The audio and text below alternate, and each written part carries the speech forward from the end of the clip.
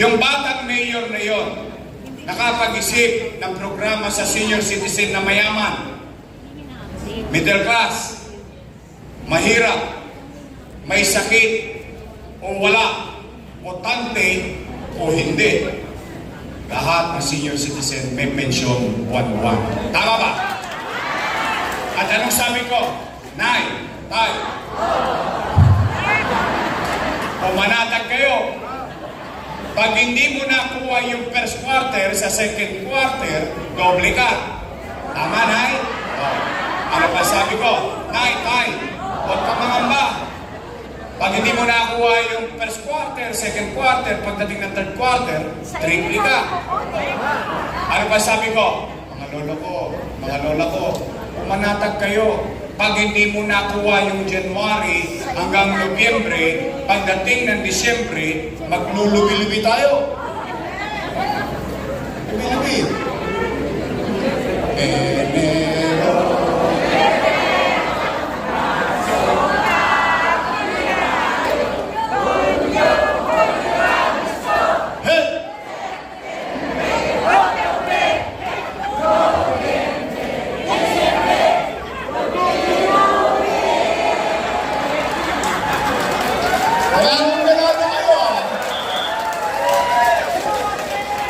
So anong ibig sabihin? Yung mga matatanda, panatag na panatag.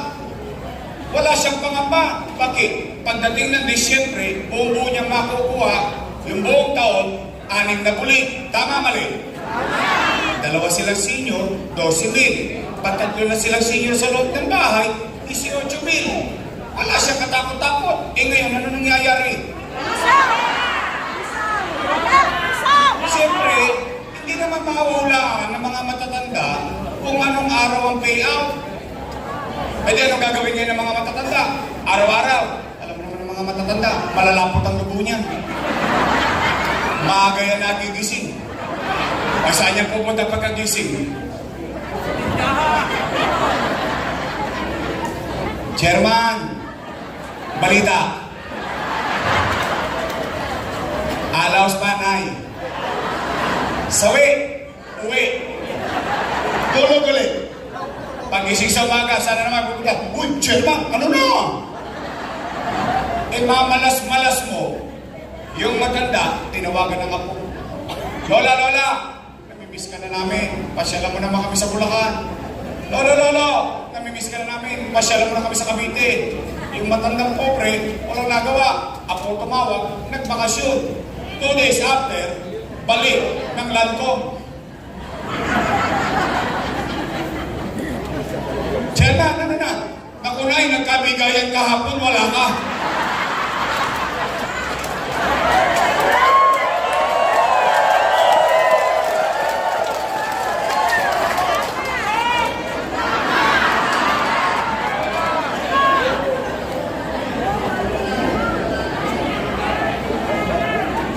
Why change it?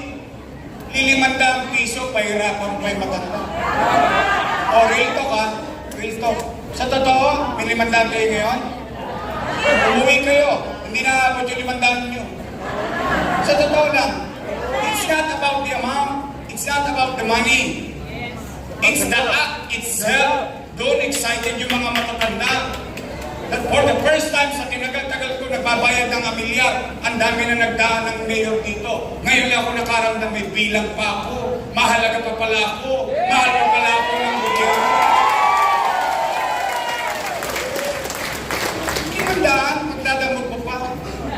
Wala nang mararating ngayon yun. In fact, o rito, yung iba nga sa inyo dito, may 500 naman talaga eh. Kaya lang alam mo yung itinatangos mo lang ng ilong, ay, meron ako, ay, kasama pa pala ako, ay, may bilang pa pala ako. In fact, yung isang, ito ito nangyari dun sa iba, hindi ko alam kung may nangyari dito.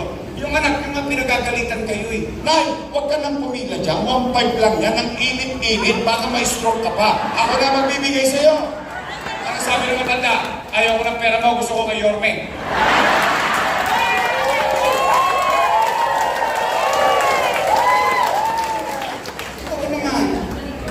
It's not how much. It's the act itself giving value to our elders. O Nay, Tay, Totoo ba? Gusto ko to. totoo ba na kapag hindi ka na botante, tanggal ka na sa pensyon? Mali na naman yun. Mali na naman yun. Tingnan nyo ha, uulitin ko kung paano natin sinimulan yan. Ano sabi ko? Mayaman, middle class, mahirap, may sakit, o wala. Bakit ko sinama, botante o hindi?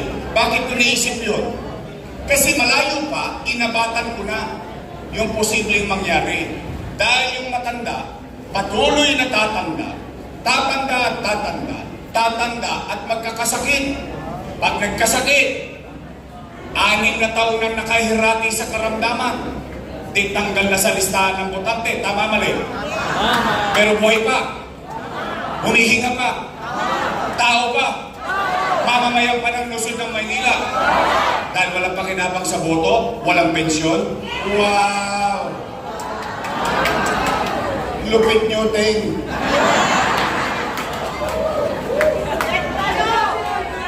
Tatanda din sila. Una-una lang yan. Mauna na sila.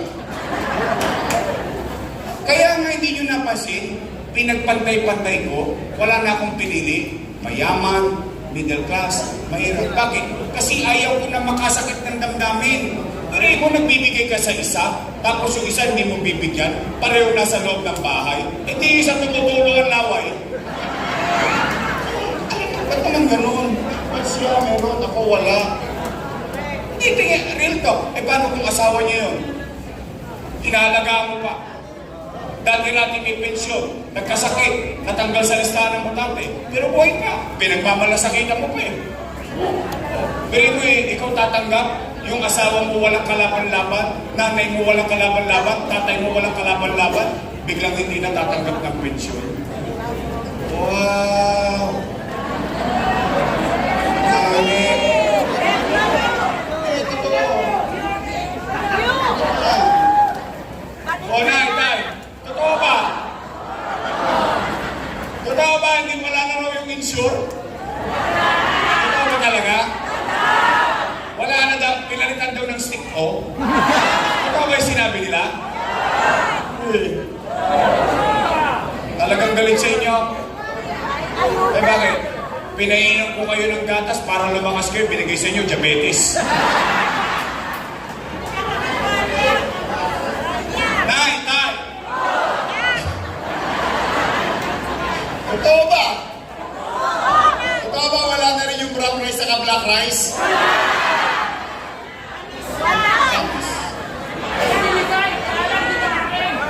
Tay, tay. Alam niyo ba, napagalitan ako ng matanda dyan. Diyan sa black rice. Sabi niya sa akin, ikaw hindi mo na kami mahal. Bakit po, Nay? Yung binigay mo sa aming bigas, ulikbak. Maitim na. Makunat pa. Ang hirap pang lutuin. Sabi ko, Nay, siyempre hindi mo naiintindihan na matanda yun. Hindi naman lahat nakakabili nun. Sabi ko sa kanya, Nay, yan po ang pinakamasustansyang bigas at pinakamahal na bigas sa buong mundo, ang black rice. Tay! Tay! First time to. Totoo ba yung cake naging cupcake?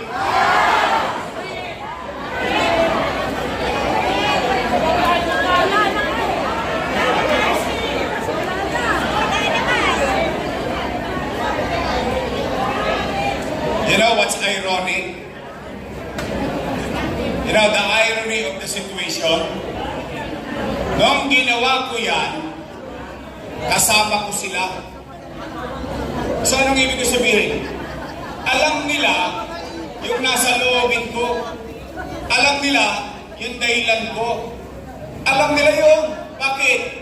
Kasama ko silang gumawa nun eh. So nauunawaan nila kung bakit parang spoiled na spoiled yung mga matatanda sa Maynila. Alam niyo kung bakit kayo parang spoiled sa akin? Alam niyo kung bakit? Kasi konti na lang birthday niyo. Nadali kayo. Kala niyo ako lang madadali niyo, ha? Hindi! Huwag kayong matakot dyan sa birthday. Pag pagkausapang birthday, namumutla kayo. Talagang dyan naman tayo pupunta lahat. Hindi, pero kidding aside, Alam mo yung bata ka, sa loob ka ng bahay, may mga matatanda sa loob ng bahay. Yung mapangiti mo man lang siya, yung mapakita mo sa kanyang mahal mo pa siya, pinagmamalasakitan mo siya. Kaya totoo sinasabi ni Chichi, nung bata kami malalambot ang buto namin, matitigas ang buto nyo, inilagaan nyo kami. Ngayon marurupok na buto nyo, matigas ang buto namin. Kami naman ang mag-alaga sa inyo. Sa totoo lang ito real talk. Siguro yung iba sa inyo nararanasan din ito.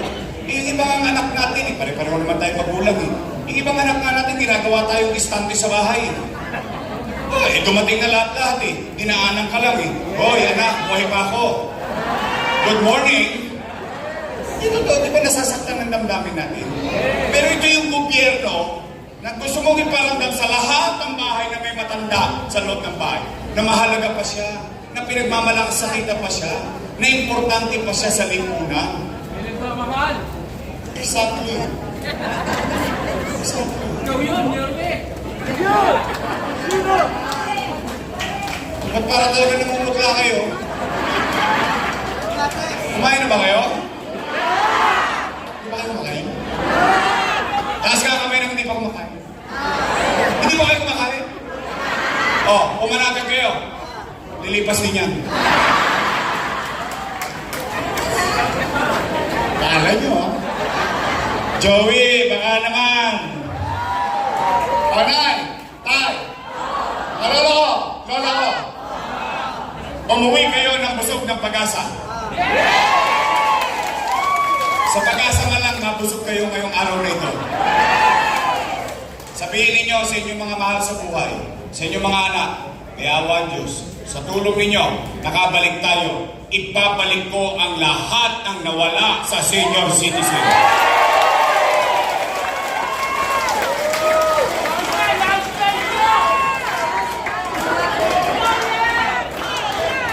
Pangalawa, Nay, Tay.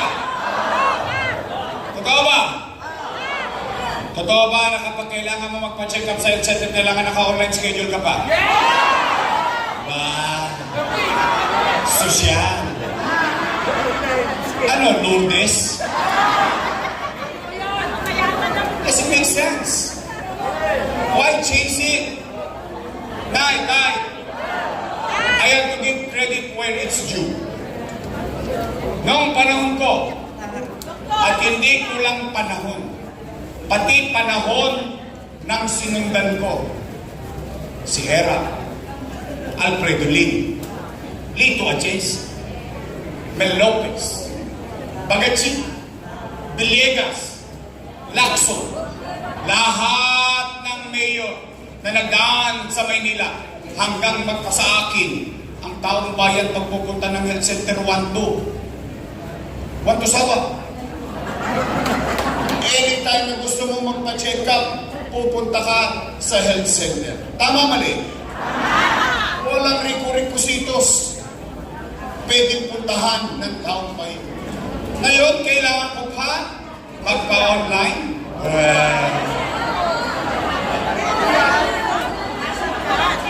Tay. Diyan yung mararamdaman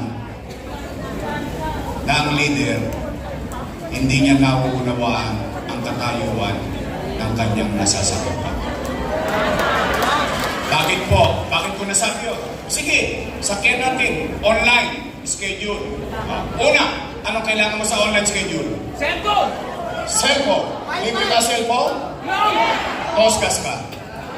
Pangalawa, anong kailangan mo? Load. Libre ba load? Toskas ka. Pangatlo, pinakamalupit. Hindi ka marunong mag-online.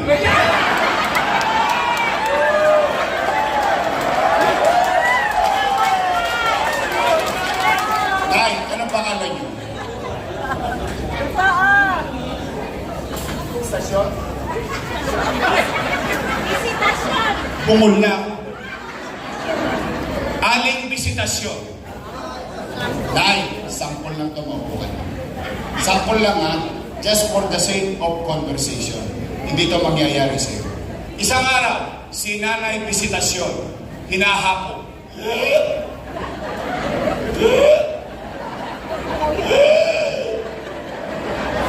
Apo, dalhin mo nga ako sa health center, magpapacheck up ako. Ano sagot ng apo? Tumigil ka, Lola, wala kang online, ha?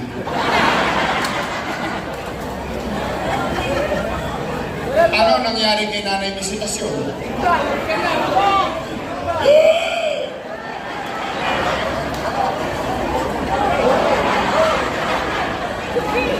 May ibang bumisita kay Nanay Bisitasyon.